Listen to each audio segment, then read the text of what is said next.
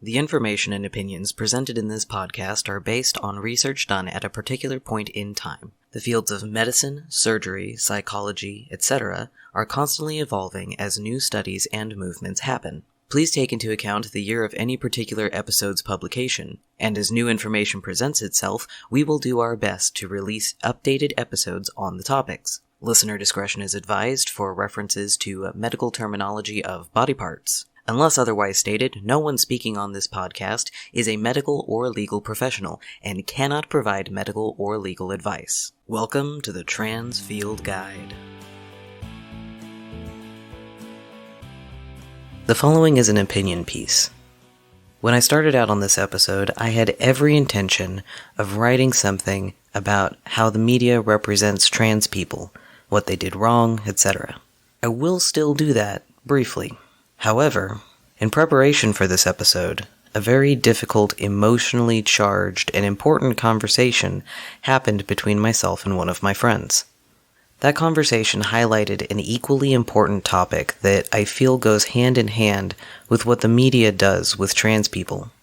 And that's what trans people do with the spotlight, and our expectations of our fellow trans people. First, let's set the stage and give context here. In the Netflix show Tiger King, there is a person who works at Joe's Zoo called Saf.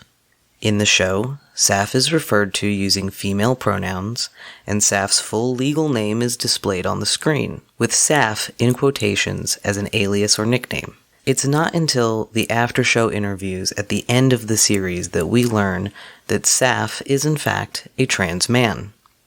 During said interview, he states that while he identifies as a man, the fact that during the show they referred to him as a female didn't bother him as much as it bothered other people. There are several points and arguments that can be made just about that single part of the show.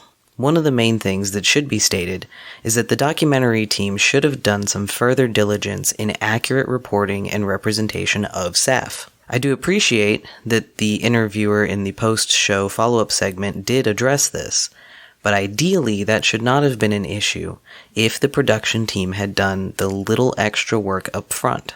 Now for the more polarizing aspect of the situation.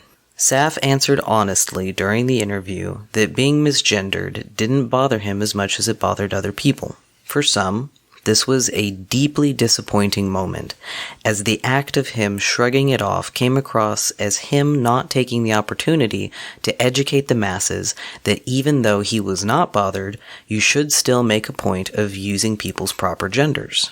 For others, they were able to shrug off the moment as not being so big of a missed opportunity, as the focus of the show and even the after show was not on gender politics, but working for a crazy zoo owner.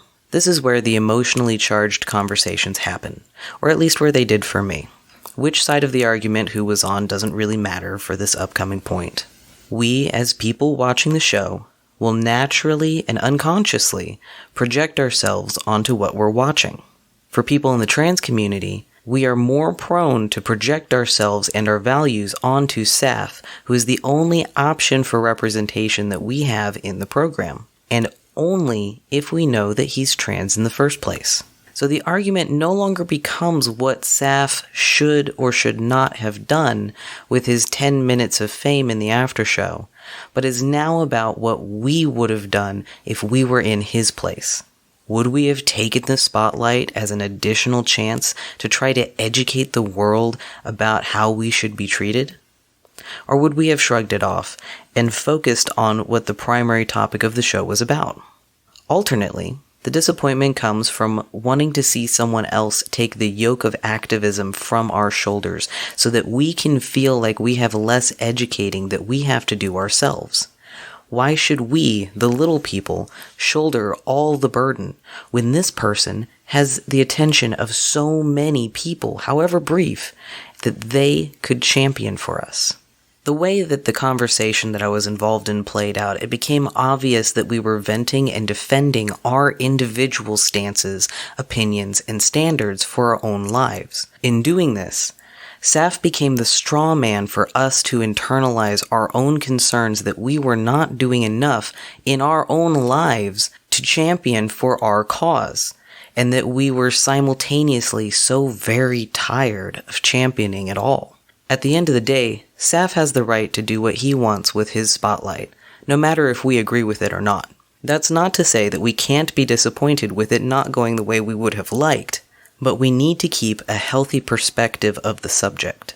We are all just individuals who have to try to balance the needs of the community with the needs of ourselves and our loved ones. Projecting your idea of the minimum acceptable activism onto others can quickly lead into guilting or outright attacking people who are doing what they can with their lives at any given time. Some people can push themselves and martyr themselves happily, and some people use all their emotional energy getting out of bed in the morning. Neither person is a bad person, and if the two end up trading places for a while, that's not bad either. The best thing that we can do for our community is to love each other, first and foremost. Everything else will come naturally, and will look differently for each person. Like this episode? Tell someone about it. Have any questions or concerns? Please feel free to send an email to transfieldguide@gmail.com. Also be sure to subscribe to keep up with the latest episodes. Stay safe, and remember, I'm proud of you.